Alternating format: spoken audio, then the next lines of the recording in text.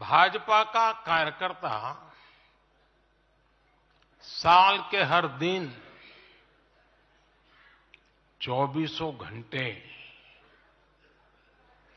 देश की सेवा के लिए कुछ न कुछ करता ही रहता है।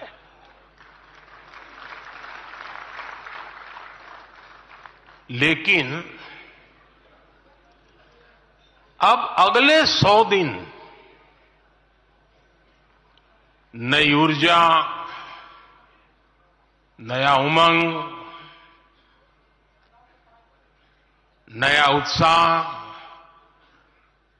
नया विश्वास,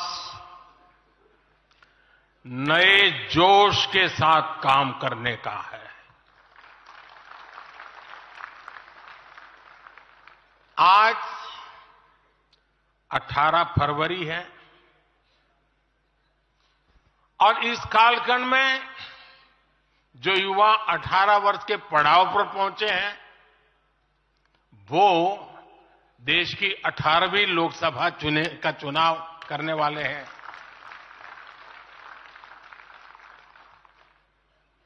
अगले 100 दिन हम सबको जुट जाना है, हर नए वोटर तक पहुंचना है, हर लाभार्थी तक पहुंचना है, हर वर्ग, हर समाज, हर पंथ, परंपरा, सब लोगों के पास पहुंचना है। हमें सबका विश्वास हासिल करना है। और जब सबका प्रयास होगा तो देश की सेवा के लिए सबसे ज्यादा सीटें भी बीजेपी को ही मिलेगी।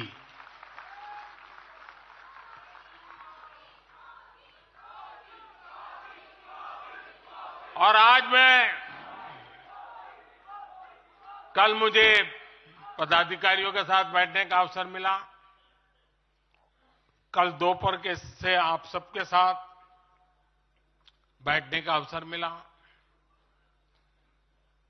मैं नड्डा जी को और उनकी पूरी टीम को और आप सबको बधाई देता हूं।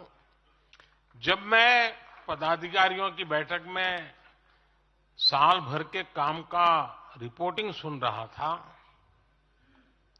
मैं सचमुच में इतना प्रभावित हुआ कि भाजपा के कार्यकर्ता सत्ता में रहने के बावजूद भी समाज के लिए इतना करते हैं, दिन रात दौड़ते हैं, संकटों के बीच भी करते हैं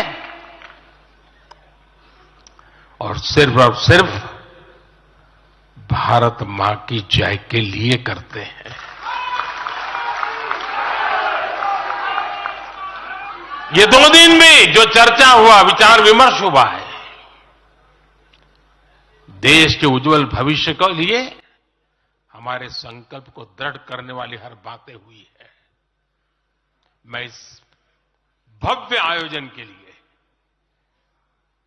प्रेरक विषयों के लिए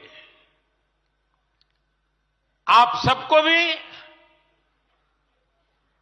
देश भर के कार्यकर्ताओं को भी नड्डा जी के माध्यम से सबका अभिनंदन करता हूं। साथियों, आज मैं समस्त देशवासियों की तरफ से संत शिरोमणि आचार्य श्री 108 पूज्य विद्यासागर जी महाराज को श्रद्धापूर्वक, आदरपूर्वक नमन करते हुए श्रद्धांजलि देता हूं। उनके संलेखन समाधिस्थ होने की सूचना मिलने के बाद उनके अनुयायी शोक में हैं, हम सभी शोक में हैं। और मेरे लिए तो यह एक व्यक्तिगत क्षति जैसा है। वर्षों तक मुझे व्यक्तिगत रूप से अनेक बार उनसे मिलने का, उनके दर्शन करने का, उनके मार्गदर्शन प्राप्त करने का अवसर मिला है। कुछ ही महीने पहले ऐसा ही मन कर गया था, मेरे प्रवास कार्यक्रम को बदल करके बहुत सुबह सुबह मैं उनके पास पहुंच गया था। तब पता नहीं था कि मैं दोबारा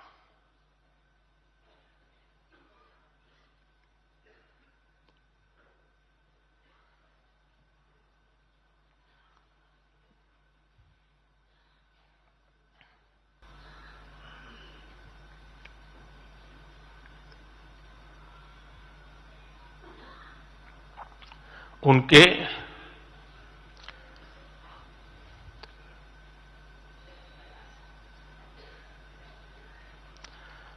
दर्शन नहीं कर पाऊंगा।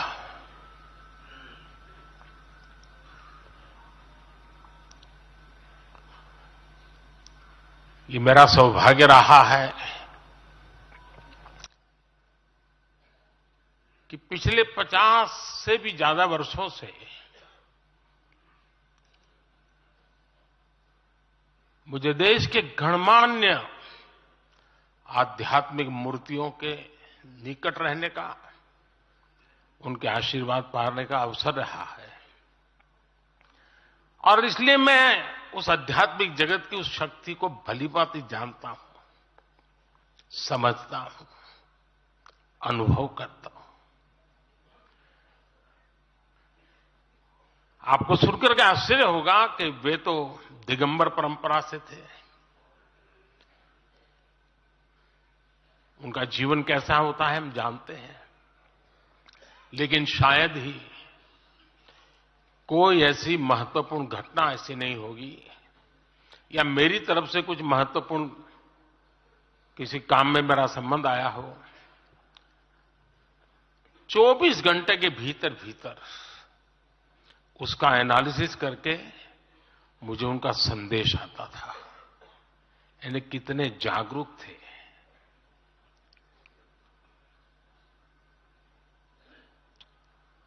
और अपनी विराट आध्यात्मिक यात्रा और उसके बाद भी वो हम सबको हमेशा प्रेरणा देते रहे हैं। जीवन भर उतनी सौम्यता के साथ उनका लोगों को मिलना, उन्होंने हमारे युवाओं को परंपराओं से जोड़ा, गरीबों तक शिक्षा और स्वास्थ्य की सुविधाएं पहुंचाई। उनका पूरा जीवन उस व्यक्ति के लिए प्रेरणा जैसा है जिसने गरीबों और वंचितों के लिए काम करने का संकल्प लिया है। आज जब भारत प्रगति के पथ पर आगे बढ़ रहा है, मुझे विश्वास है कि उनके सिद्धांत और उनका आशीर्वाद ऐसे ही भारत भूमि को प्रेरणा देता रहेंगे। साथियों, पिछले 10 वर्षों में भारत ने जो गति हासिल की है, बड़े लक्ष्यों को प्राप्त करने का जो हौसला पाया है, यह अभूतपूर्व है साथियों। और इसलिए नहीं कि मैं कह रहा हूं, दुनिया गाजे बाजे के साथ बोल रही है। भारत ने आज हर क्षेत्र में जो ऊंचाई हासिल की है, उसने हर देशवासी को एक बड़े संकल्प के साथ जोड़ दिया है। और ये संकल्प है विकसित भारत का। अब देश न छोटे सपने देख सकता है और देश न अब छोटे संकल्प ले सकता है। सपने भी विराट होंगे, संकल्प भी विराट होंगे। और ये हमारा सपना भी है, हम सबका संकल्प भी है कि हमें भारत को विकसित बनाना है। और इसमें अगले 5 वर्षों की बहुत बड़ी भूमिका होने जा रही है। अगले 5 साल में भारत को पहले से भी कई गुना तेजी से काम करना है। अगले 5 साल में हमें विकसित भारत की तरफ एक लंबी छलांग लगानी है। लेकिन भाई और बहनों, सारे लक्ष्यों की प्राप्ति के लिए पहली शर्त है सरकार में भाजपा की जोरदार वापसी।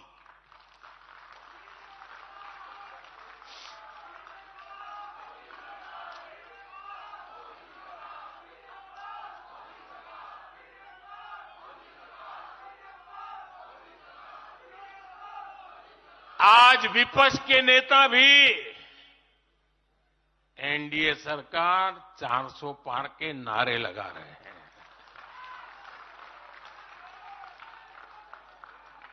और एनडीए को 400 पार कराने के लिए भाजपा को 370 का माइलस्टोन पार करना ही होगा।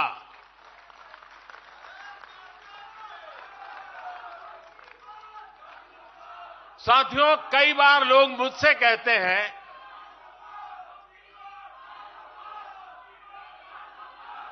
मुझे कहते रहते कि अरे मोदी जी, आपने इतना तो सब कुछ क्या कर लिया, जो बड़े बड़े संकल्प आपने लिए वो तो पूरे कर लिए, अब क्यों इतनी भागदौड़ करनी।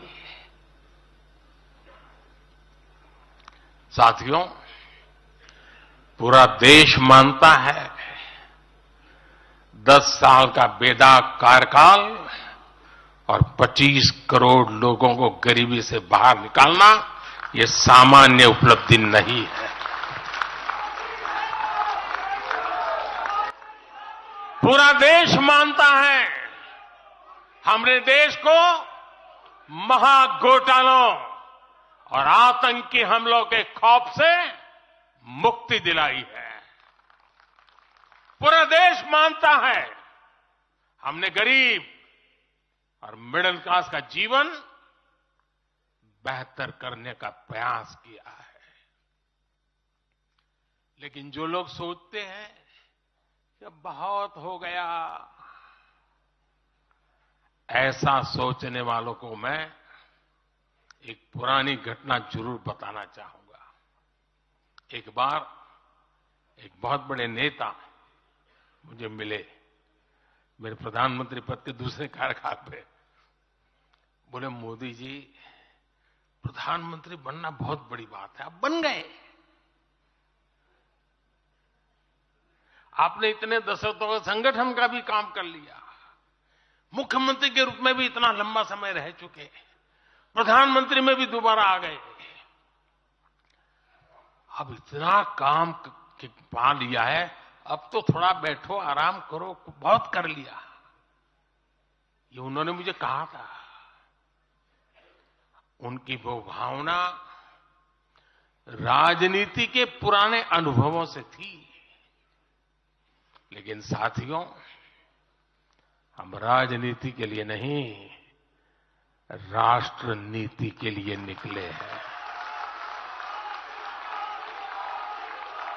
हम तो छत्रपति शिवाजी महाराज को मानने वाले लोग हैं। जब छत्रपति शिवाजी महाराज का राज्याभिषेक हुआ तो उन्होंने ये नहीं किया कि अब तो छत्रपति बन गए, सत्ता मिल गई तो चलो उसका आनंद लो। उन्होंने अपना मिशन जारी रखा।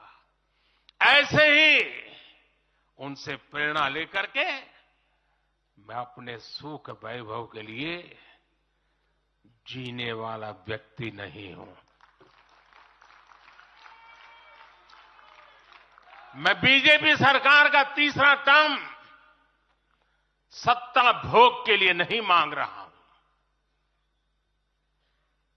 मैं राष्ट्र का संकल्प लेकर निकला हुआ व्यक्ति हूं।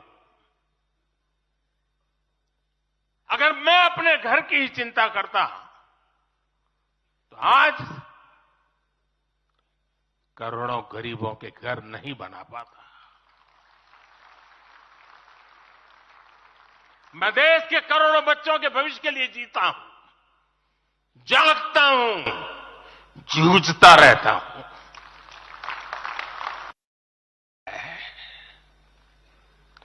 मंजिल तक पहुंचने का एक नया विश्वास है।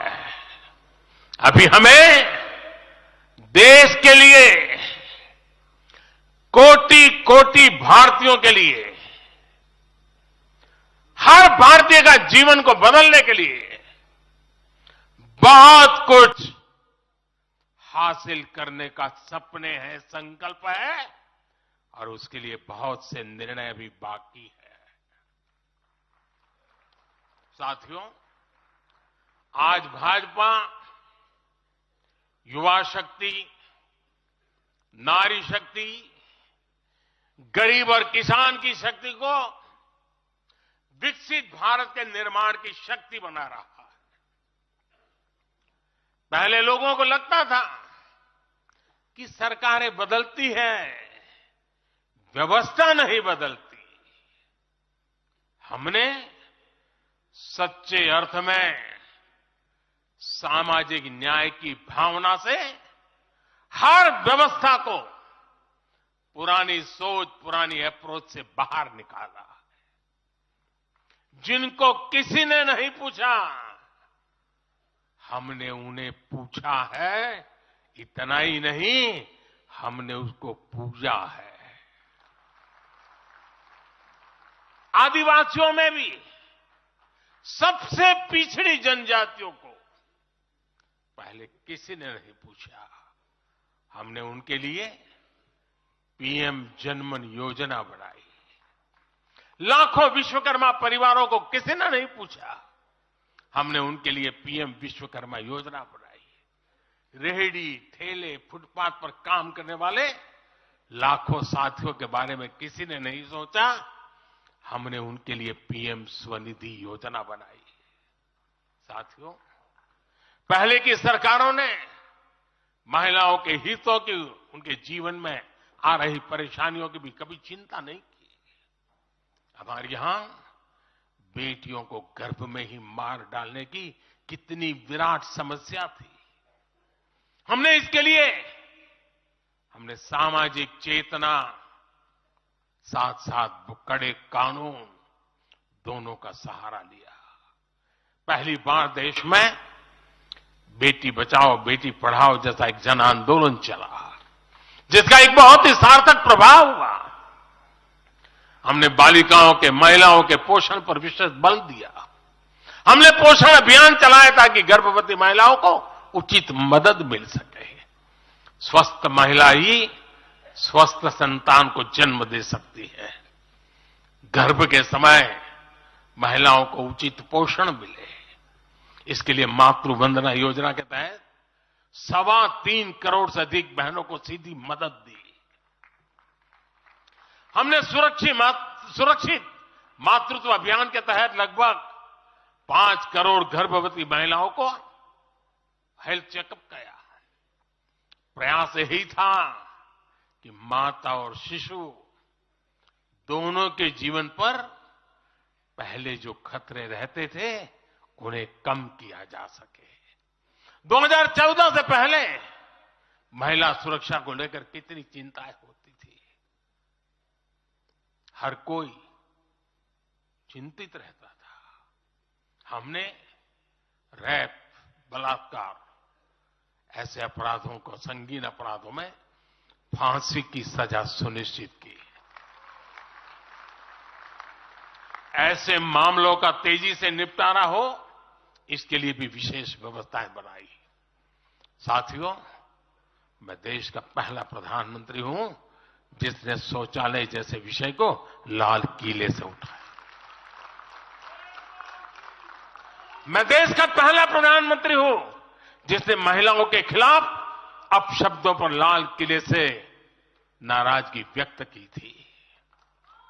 नारी गरिमा, नारी सम्मान हमारे लिए सर्वोपरि है। मुझे गर्व है कि पिछले 10 वर्षों में भाजपा सरकार ने महिलाओं का जीवन आसान बनाने के लिए अनेक कदम उठाए हैं। हमने 10 करोड़ उज्ज्वला गैस कनेक्शन दिया। हमने 4 करोड़ घर बनवाए, जिनमें 3 करोड़ से ज्यादा घर महिलाओं के नाम रजिस्टर हुए। हमने महिलाओं के नाम 3 करोड़ से ज्यादा घर रजिस्टर करवाकर उनको घर की मालकिन बनाया। हमने 10 करोड़ परिवारों की बहनों को पहली बार नल से जल दिया। हमने 12 करोड़ परिवारों की बहनों को टॉयलेट दिया, और टॉयलेट वो 4 दीवारी नहीं है, इज्जत घर है। हमने 1 रुपए में सुविधा सैनिटरी पैड्स की योजना शुरू की। हमने 25 करोड़ से ज्यादा महिलाओं के बैंक अकाउंट खोले। हमने 30 करोड़ से अधिक मुद्रा लोन महिला लाभार्थियों को दिए। साथियों, बहनों को आर्थिक रूप से सशक्त करने के लिए, बेटियों को नौकरी करने में आसानी हो, इसके लिए हमने अनेक कदम उठाए। हमने सेल्फ हेल्प ग्रुप से 10 करोड़ बहनों को जोड़ा। हमने 1 करोड़ बहनों को लखपति दीदी बनाया। खादी को जो फिर से नया जीवन मिला है, उसका फायदा भी सबसे अधिक गांव की बहनों को ही हुआ है। हमने प्रेगनेंसी लीव को बढ़ाकर 26 हफ्ते किया। पहले फैक्ट्रियों में या दूसरी जगहों पर महिलाओं को नाइट शिफ्ट में काम करने के लिए अनेक अड़चनें थी। हमने श्रम कानूनों में सुधार करके उनको भी दूर किया। हमने पैरामिलिट्री फोर्सेस में महिलाओं की भर्ती 2 गुने से अधिक की। हमने सेनाओं के अग्रणी मोर्चों में महिलाओं की तैनाती को सुनिश्चित किया। हमने सैनिक स्कूलों और मिलिट्री एकेडमी के दरवाजे बेटियों के लिए खोल दिए। साथियों, इस बार 26 जनवरी को कर्तव्य पथ भारत की नारी शक्ति से पूरे देश को प्रेरणा दे रहा था। साथियों, आने वाले समय में हमारी माताओं, बहनों, बेटियों के लिए अवसर ही अवसर आने वाले हैं। मिशन शक्ति से देश में नारी शक्ति की सुरक्षा और सशक्तिकरण का संपूर्ण इकोसिस्टम बनेगा। अब 15,000 महिला सेल्फ हेल्प ग्रुप को ड्रोन मिलेंगे। ड्रोन दीदी खेती में वैज्ञानिकता और आधुनिकता लाएगी। अब देश में 3 करोड़ महिलाएं लखपति दीदी बनाई जाएगी।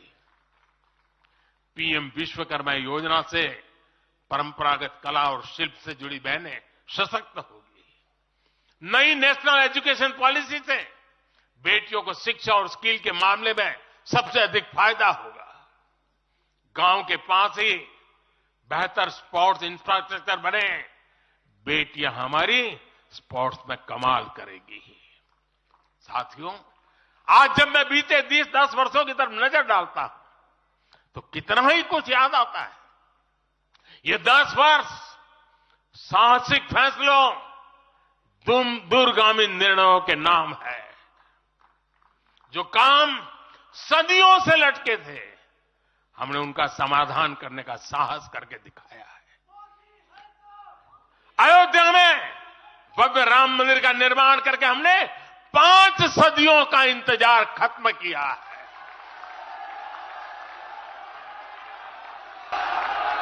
गुजरात के पावागढ़ में 500 साल बाद धर्म ध्वजा फहराई गई है। 7 दशक बाद हमने करतारपुर साहिब राहदारी खोली है। 7 दशक के इंतजार बाद देश को आर्टिकल 370 से मुक्ति मिली है। लगभग 6 दशक बाद राजपथ कर्तव्य पथ के नए स्वरूप में सामने आया है। 4 दशक बाद आखिरकार 1 रैंक 1 पेंशन की मांग पूरी हुई है। 3 दशक बाद आखिरकार देश को नई राष्ट्रीय शिक्षा नीति मिली है। 3 दशक बाद आखिरकार लोकसभा और विधानसभा में महिलाओं को आरक्षण मिला है। 3 तलाक की बुराई के लिए विरुद्ध कड़ा कानून बनाने का साहस भी हमने दिखाया है। दशकों से नए संसद भवन की जरूरत महसूस हो रही थी, उसे हमने ही पूरा किया। ये प्रत्येक भाजपा कार्यकर्ता का सौभाग्य है कि वैसी अनेक सिद्धियों का निमित्त बन सके। साथियों, कोई भी देश हो, वो अपना भविष्य तभी संवार सकता है जब वह अपने इतिहास को सहज कर रखता है। बीते वर्षों में भारत ने अपने इतिहास को सहेजा भी है, संवारा भी है। हमने नेशनल वॉर मेमोरियल का निर्माण किया, हमने राष्ट्रीय पुलिस स्मारक बनाई, हमने अंडमान में नेताजी सुभाष और परमवीर चक्र विजेताओं के नाम पर द्वीपों का नामकरण किया।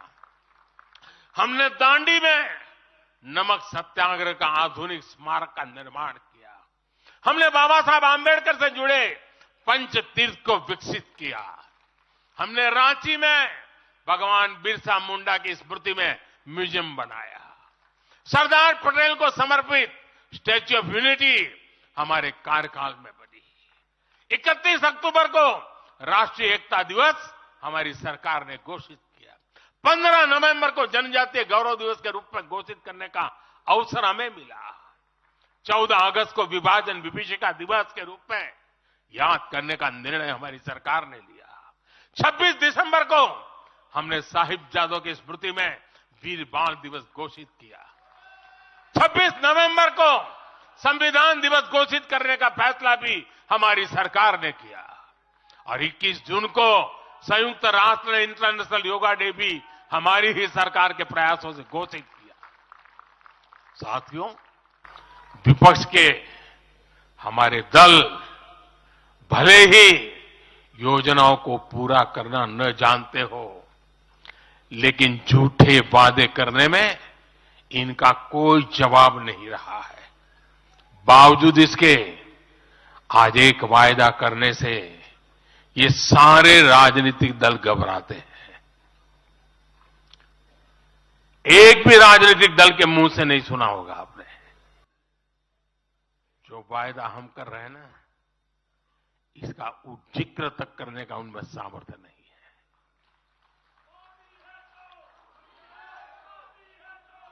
और हमारा वायदा है विकसित भारत का।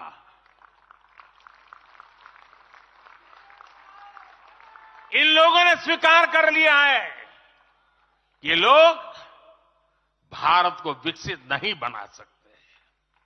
सिर्फ और सिर्फ बीजेपी ही ऐसी पार्टी है, एनडीए ही ऐसा एक गठ है जिसने इसका सपना देखा है।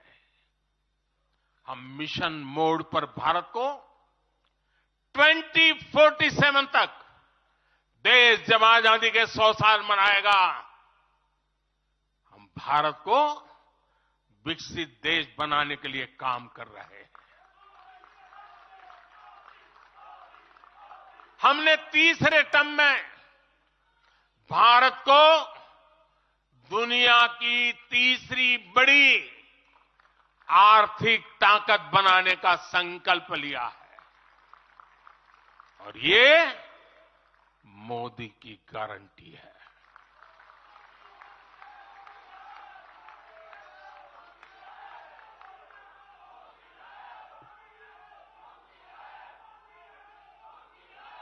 और जब मैं भारत को तीसरी आर्थिक ताकत बनाने की बात करता हूं तो उसका मतलब भी बहुत गहरा है। इसका मतलब है भारत के आर्थिक, सामरिक और सांस्कृतिक सामर्थ्य का कई गुना विस्तार, चहुं दिशा में विस्तार। साथियों, हम इसके लिए कितनी तेजी से काम कर रहे हैं, इसका हिसाब लगाना भी जरूरी है। भारत को, यह आंकड़ा याद रखिए, भारत को $1 ट्रिलियन की अर्थव्यवस्था बनने में लगभग 60 साल लगे थे। 60 साल। 2014 में जब देश ने हमें अवसर दिया तो 2 ट्रिलियन मार्क भी बहुत बड़ा लग रहा था, लेकिन 10 वर्षों में हमने अपनी अर्थव्यवस्था में $2 ट्रिलियन और जोड़ दिया। एक के लिए 60 साल, 10 साल में 2 और जोड़ दिया। जब भारत दुनिया की 11वें नंबर की अर्थव्यवस्था था और 11 से 10 पर आने में दम उखड़ गया उनका, हम 11 से 5 पर ले आए। अर्थव्यवस्था जब 11 नंबर पर थी, तब इंफ्रास्ट्रक्चर का बजट सिर्फ 2 लाख करोड़ रुपए भी नहीं बन पाता था। आज भारत 5वें नंबर की अर्थव्यवस्था है, तो भारत का इंफ्रा बजट 11 लाख करोड़ को पार कर चुका है। इसी वजह से आज गरीबों को 1 करोड़ों घर बन रहे हैं। आज गरीबों के घर तक पानी पहुंच रहा है।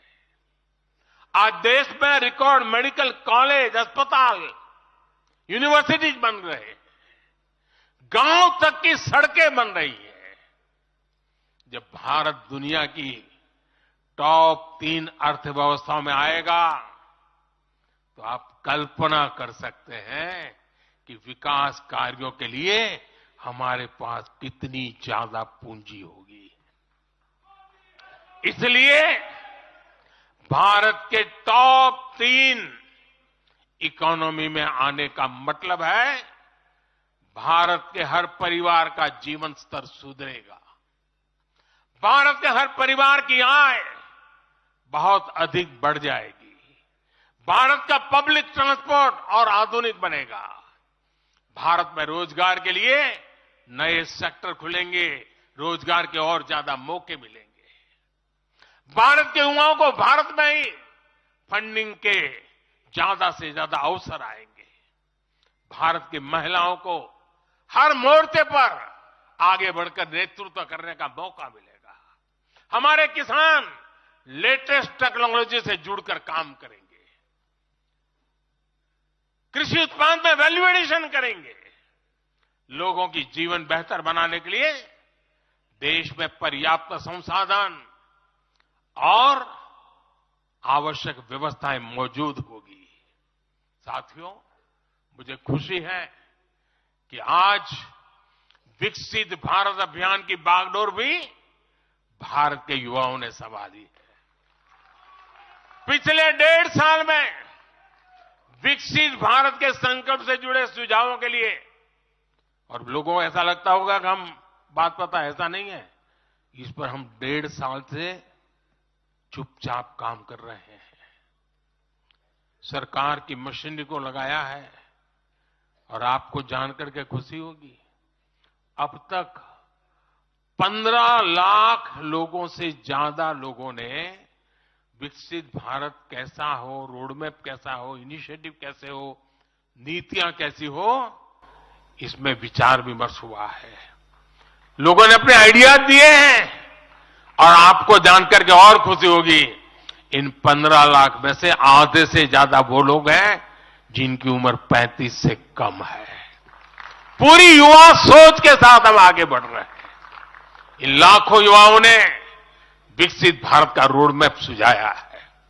साथियों, युवा ऊर्जा से भरा हुआ भारत आज अपने लिए बड़े लक्ष्य तय कर रहा है, और जो लक्ष्य तय करता है अपनी आंखों के सामने उसे प्राप्त भी करता है।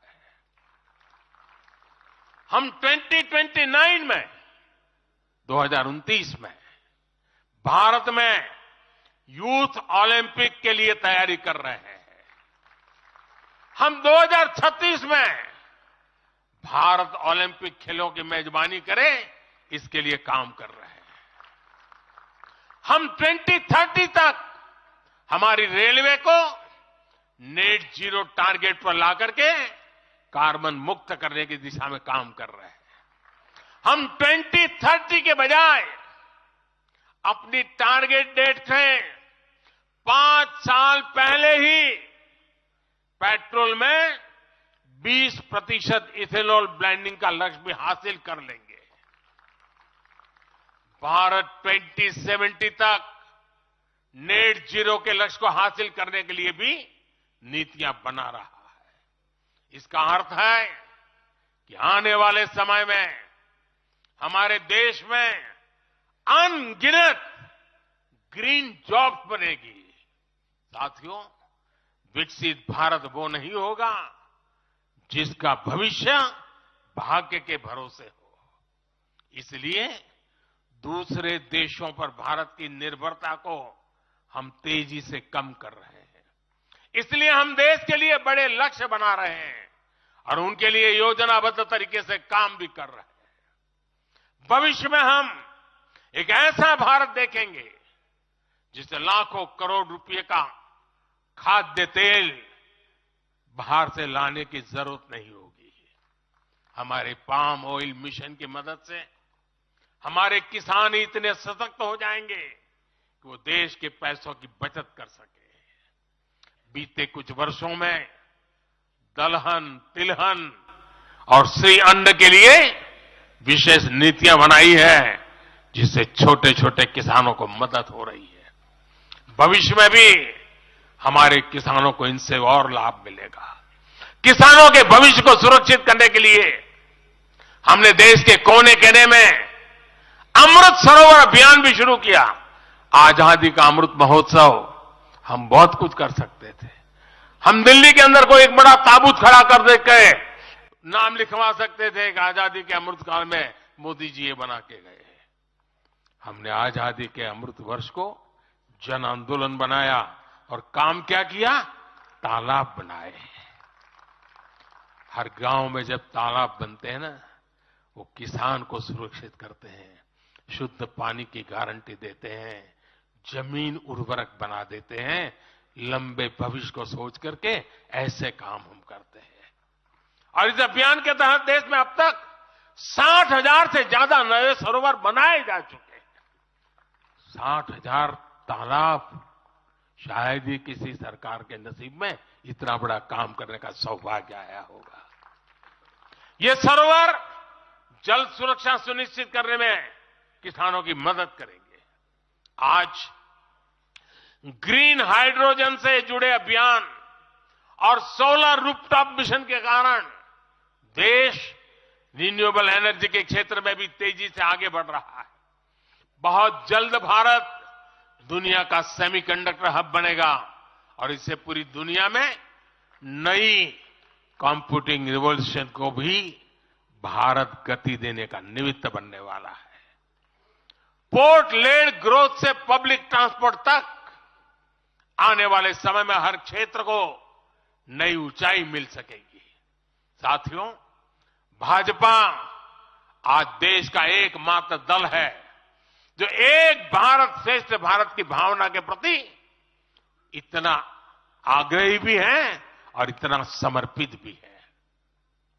मैं पिछले महीने के अपने अनुभवों को भी कभी भूल नहीं सकता। इस दौरान मुझे भगवान श्री राम से जुड़े कई स्थानों में भ्रमण करने का अवसर मिला। मेरा 11 दिन का अनुष्ठान चल रहा था। उस अनुष्ठान के दरमियान मैं नासिक, लेपाक्षी, त्रिप्रयार, श्रीरंगम, रामेश्वरम, धनुषकोडी, मैं इन जगहों पर एक सामान्य साधक के तौर पर गया था। इस दौरान मुझे दक्षिण भारत के विभिन्न क्षेत्रों में लोगों से जो स्नेह मिला, आशीर्वाद मिले, मैं उसका शब्दों में बयान नहीं कर सकता और पॉलिटिकल पंडितों के पैरामीटर में कभी आ भी नहीं सकता है जी। जब मैं सड़कों से गुजर रहा था, लोग अपने वचन से, अपने भावों से मुझ पर अपना आशीर्वाद बरसा रहे थे। इस दौरान मुझे कंब रामायण का पाठ सुनने का अवसर मिला। ये ठीक उसी जगह पर हुआ जहां महान कवि कंबन ने 800 वर्ष पहले अपने रामायण की रचना की थी। आप कल्पना कर सकते हैं उसी स्थान पर बैठ करके जो मैं कंब रामायण सुन रहा था, उस भाव विश्व को मैं ही अनुभव कर सकता हूं। एक ऐसा अद्भुत क्षण था जिसमें एक भारत श्रेष्ठ भारत की भावना पूरी तरह समाहित थी। मुझे विश्वास है कि आप सभी ने भी कम अधिक मात्रा में इसे महसूस किया होगा। हम हमेशा विभिन्न तरीके से देशवासियों को करीब लाने का निरंतर प्रयास करते हैं। एकता के सूत्र में बांधने के लिए हमारी कोशिश रहती है। चाहे संयुक्त राष्ट्र में पहली बार जाकर के कोई तमिल में बोलता है, जगत गुरु बसवेश्वरा का संदेश दूर दूर तक पहुंचाने के लिए हम लेके जाते हैं। काशी हो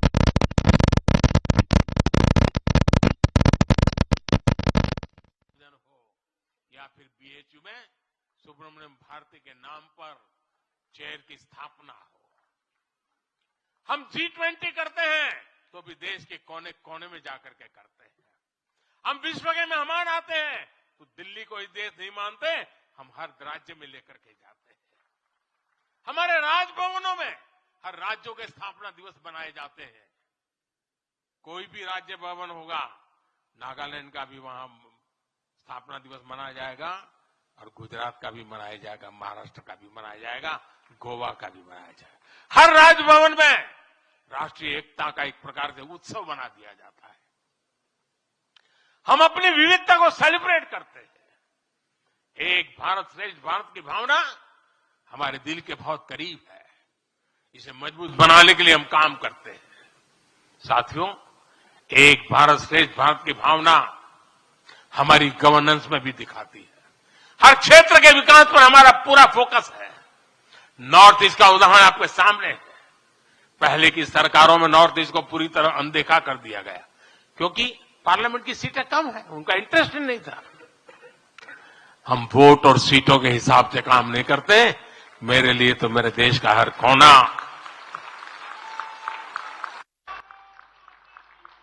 समृद्ध हो, विकसित हो, ये हमारा भाव है। आज चाहे सियाचिन हो या फिर देश के आकांक्षी जिले हो, कोई हमसे दूर नहीं है। वो गांव जिन्हें पहले आखिरी गांव कहा जाता था, हमारे लिए देश के वो पहले गांव बन गए। और मेरे सारे कैबिनेट के मंत्री उन गांवों में रात बिता करके आए। कुछ मंत्रियों को तो -15 डिग्री में रात को रुकना पड़ा वहां, क्योंकि हम आत्मसात करना चाहते हैं। हमारे लिए देश का हर हिस्सा महत्वपूर्ण है। हर हिस्से पर हमारा फोकस है। साथियों, जो भी राजनीति में दिलचस्पी रखता है और जिसके लिए लोकतांत्रिक मूल्य प्रमुख रहते हैं, वो भी अगर न्यूट्रल है तो पब्लिकली हमारी प्रशंसा करते हैं, न्यूट्रल नहीं है तो खानगी में तो कर ही देते हैं।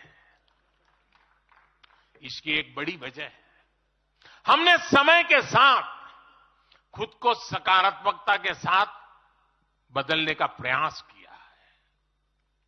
हमने अपनी राजनीतिक व्यवस्था को नए और आधुनिक विचारों के लिए खुला रखा है।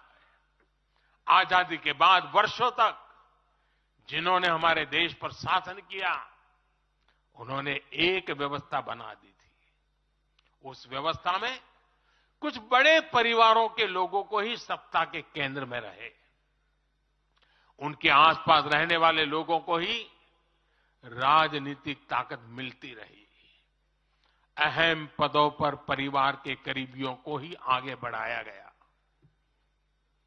हमने इस व्यवस्था को भी बदल दिया। हमने नए लोगों को मौका दिया कि वो हमारी व्यवस्था का हिस्सा बने और परिणाम ला करके दिखाएं। इससे व्यवस्था में नयापन आया और इसका लोकतांत्रिक स्वरूप कायम रहा। हमारी कैबिनेट में रिकॉर्ड संख्या में नॉर्थ ईस्ट के मंत्री हैं। नागालैंड से पहली बार एक महिला राज्यसभा में सांसद बन गई है। हमें गर्व है कि हमने पहली बार त्रिपुरा के व्यक्ति को काउंसिल ऑफ मिनिस्टर्स के अंदर स्थान दिया है। पहली बार हमारी सरकार में अरुणाचल प्रदेश को कैबिनेट मिनिस्टर मिला। पहली बार गुर्जर मुस्लिम को राज्यसभा के लिए नॉमिनेट किया गया। हमारी सरकार में ही गोवा से कैबिनेट मंत्री बनाया गया। हमें गर्व है कि हम बीजेपी के एक ऐसी संस्कृति का हिस्सा है जो मंत्रालय में रिकॉर्ड ओबीसी प्रतिनिधित्व सुनिश्चित किया जाता है। अमित भाई ने इसका विस्तार से वर्णन किया, इसलिए मैं ज्यादा उसके ऊपर नहीं कहना चाहता हूं। साथियों, हमारी सरकार सबके लिए है। सबका साथ, सबका विकास हमारे काम से ही झलकता है। हमें गर्व होता है जब करतारपुर साहिब कॉरिडोर के द्वारा लाखों सिख श्रद्धालुओं की आध्यात्मिक इच्छाएं पूरी होती है।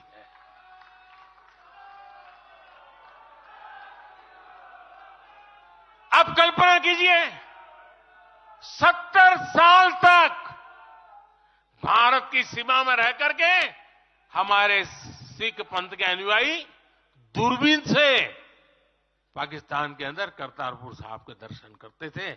हमने रास्ते खोल दिए दोस्तों। अब वो स्थिति बदल गई है। हमने लंगर की वस्तुओं से जीएसटी भी हटा दिया। हमने स्वर्ण मंदिर के लिए एफसीआर रजिस्ट्रेशन सुनिश्चित किया, जिससे विदेशियों को सेवा करने का अवसर मिला है। पहली बार वीर बाल दिवस मनाकर हमने सत्य और न्याय के लिए बलिदान देने वाले साहसजादों को, शौर्य को सम्मान दिया। आज केरल का बच्चा भी जानता है कि साहबजादे का बलिदान कैसा था। नागालैंड का बच्चा भी जानता है कि साहबजादों ने कितना बड़ा बलिदान दिया था। साथियों, अफगानिस्तान से भी गुरु ग्रंथ साहब के स्वरूपों को पूरे सम्मान के साथ भारत लाए हैं। इसके साथ ही हमारी सरकार ने हज की प्रक्रिया में सुधार करके यात्रा को सुविधाजनक बनाया। आज बिना महरम के हज करना भी संभव हुआ है। इससे महिलाओं के लिए भी हज करना आसान हुआ और हजारों महिलाएं गई। साथियों, 2014 में जब मैंने शपथ ली तो हमारे कई आलोचक कहते थे, मोदी जी एक राज्य के बारे में उनका क्या अनुभव है, इतना बड़ा देश, इतनी बड़ी दुनिया, ये मोदी क्या करेगा, कैसे करेगा। ठीक है, गुजरात चलाया होगा, लेकिन वो सब सोच लें, देख लें, विदेश नीति को लेकर बड़ी बड़ी बातें कही जाती थी। अभी मैं कुछ दिन पहले ही यूएई और कतर से जाकर के आया हूं। तमाम देशों से हमारे रिश्ते कैसे मजबूत हैं, ये आज दुनिया देख रही है। आज पश्चिमी एशिया के देशों से हमारे संबंध अब तक की सबसे मजबूत स्थिति में है।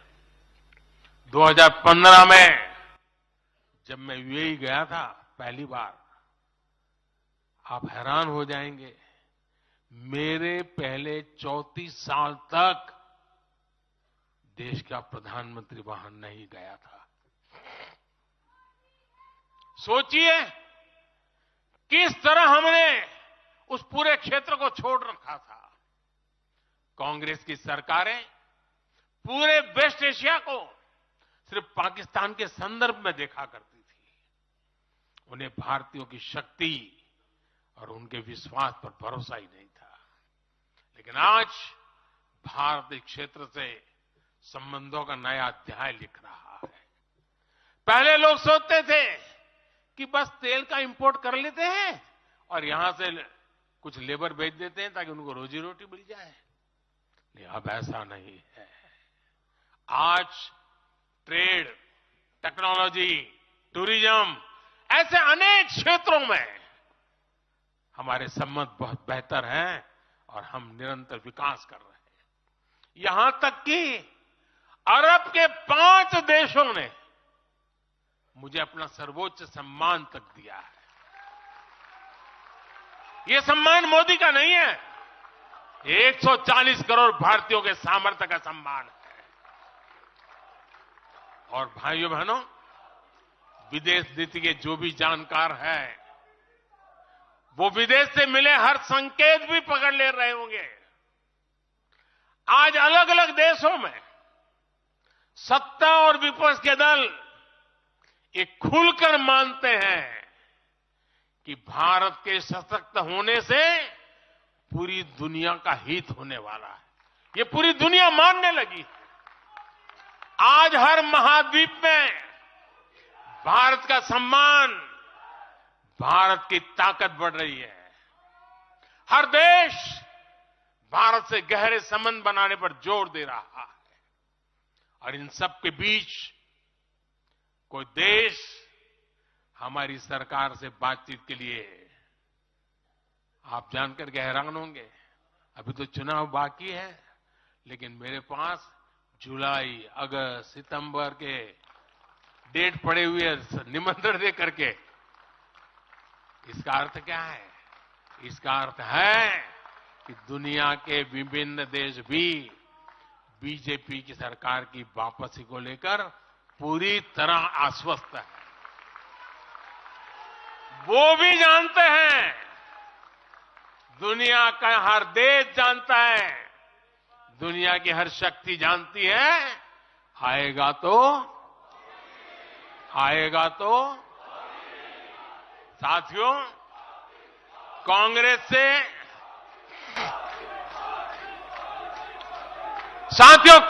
से देश को बचाना, देश के हर नागरिक को बचाना, हमारे बच्चों का, हमारे युवाओं का भविष्य बचाना बीजेपी के प्रत्येक कार्यकर्ता का दायित्व है। कांग्रेस का ट्रैक रिकॉर्ड हम सभी के सामने है।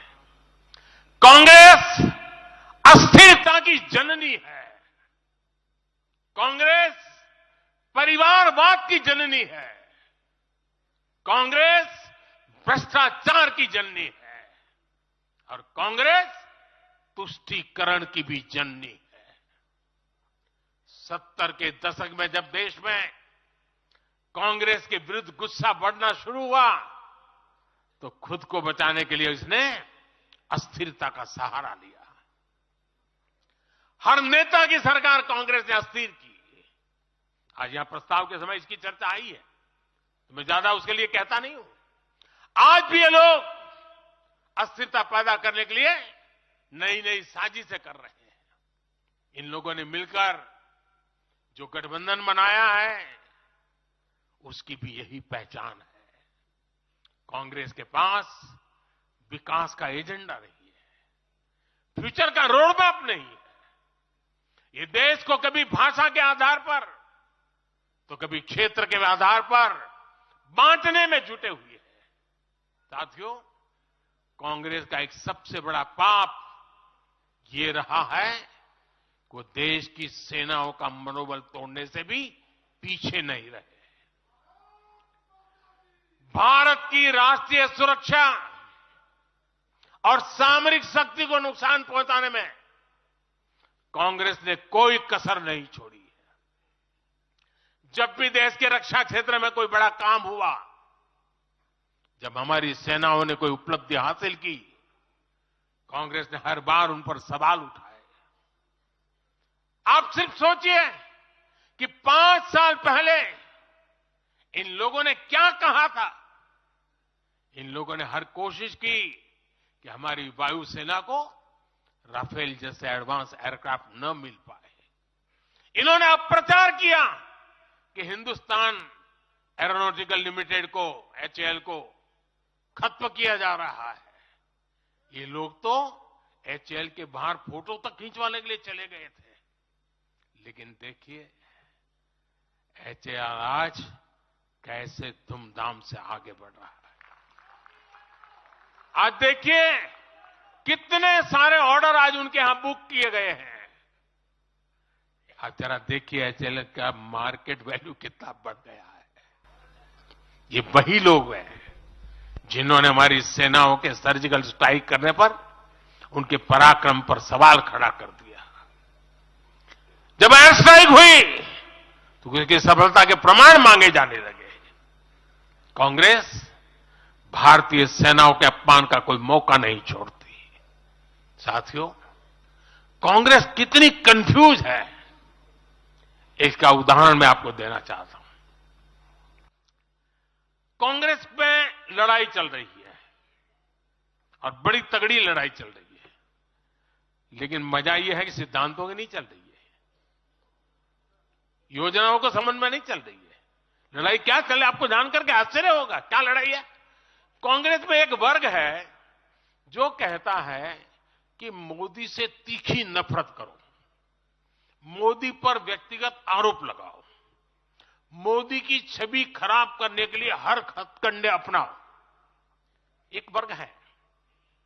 कांग्रेस के अंदर एक दूसरा वर्ग भी है जो कांग्रेस की मूल परंपराओं से निकला हुआ है, जो कहता है कि मोदी पर व्यक्तिगत आरोप, नफरत से कांग्रेस को बाहर निकालो, इससे कांग्रेस को और ज्यादा नुकसान होता है। यानी कांग्रेस हमसे सैद्धांतिक मुद्दों पर लड़ाई नहीं लड़ रही है। कांग्रेस इतनी हताश है कि उसमें सैद्धांतिक विरोध, वैचारिक विरोध का साहस भी नहीं बचा। इसलिए गाली गलौज और मोदी पर झूठे आरोप ही उनका एकमात्र एजेंडा बन गया है। साथियों, लाल किले से मैंने कहा था यही समय है, यही समय है, यही समय है। भारत के इतिहास में आज वो समय आ गया है जब हमें अपने देश का भाग्य बदल देना है। और साथियों, मैंने देशवासियों को लाल किले से कहा था और आपको तो कई बार कह चुका हूं। मैंने देशवासियों को कहा था कि अगर आप 10 घंटे काम करेंगे तो मोदी 11 घंटे काम करेगा। अगर आप 12 घंटे काम करेंगे तो मैं 13 घंटे काम करूंगा। अगर आप 14 घंटा काम करेंगे तो मैं 15 घंटे काम करूंगा। मेरे साथियों, देश भर के मेरे कार्यकर्ताओं, देश भर के मेरे देश को उज्जवल भविष्य के लिए आशा लगाकर बैठे हुए लोगों से मैं कहना चाहूंगा, आने वाले 100 दिनों तक बीजेपी के हर कार्यकर्ता को अपने लिए नए लक्ष्य बनाने होंगे, उन्हें प्राप्त करना होगा। बीते वर्षों में भाजपा सरकार की योजनाओं का लाभ करोड़ों लाभार्थियों को मिला है। हमें हर लाभार्थी तक पहुंचना है। और मेरी एक व्यक्तिगत प्रार्थना है, करोगे? जरा हाथ ऊपर करके बताइए, करोगे? करोगे? हर लाभार्थी के पास जाइए, उनको कहना कि प्रधान सेवक नरेंद्र मोदी ने उन्हें प्रणाम कहा है।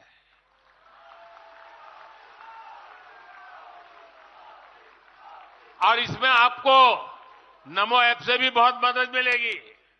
आप नमो ऐप के जरिए मेरा प्रणाम और मेरी चिट्ठी उन लाभार्थियों तक जरूर पहुंचाएंगे। किसी भी बूथ में एक भी फर्स्ट टाइम वोटर ऐसा ना हो जिस तक बीजेपी का कार्यकर्ता पहुंचा ना हो।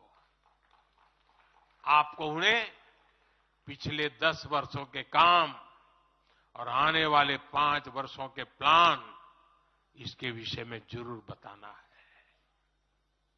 मैं आपको उन्हें नमो ऐप पर विकसित भारत का ब्रांड एम्बेसडर बनाने के लिए हमें उसको जोड़ना है। वो हमारा एम्बेसडर है। मतदान के दिन इन सभी मतदाताओं को बूथ पर लाकर हमें कमल निशान पर मतदान करवाना है और जहां एनडीए के साथी हो उनके निशान पर मतदान करवाना है। साथियों, हमें याद रखना है, हमें सिर्फ सरकार बनाने के लिए लोगों को नहीं जोड़ना, बल्कि देश बनाने के लिए भी तो लोगों को जोड़ना है। जो किसी भी कारण से अभी भी भाजपा से दूर है, उन तक हमें पहुंचना है। सबका साथ सबका विकास ही हमारा मंत्र है। हमारे स्वतंत्रता सेनानियों ने जो सपने देखे थे, अब उन्हें पूरा करने का समय आ गया है और इसके लिए भाजपा जरूरी है। इसके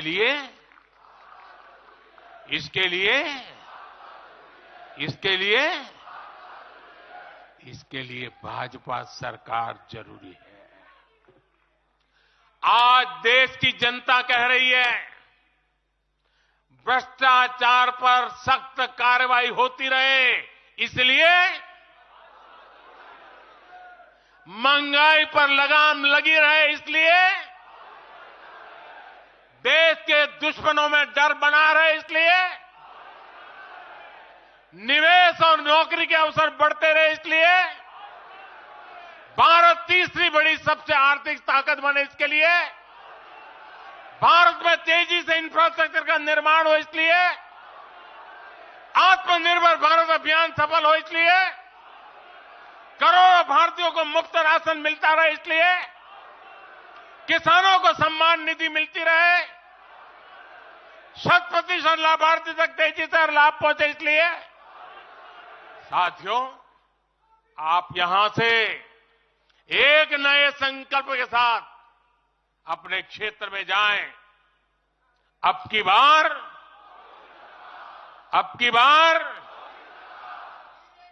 400 पार, अब की बार इस मिशन पर हमें जुट जाना है। आप सबको मेरी तरफ से अनेक अनेक शुभकामनाएं हैं। मेरे साथ बोले, भारत माता की, भारत माता की, भारत माता की।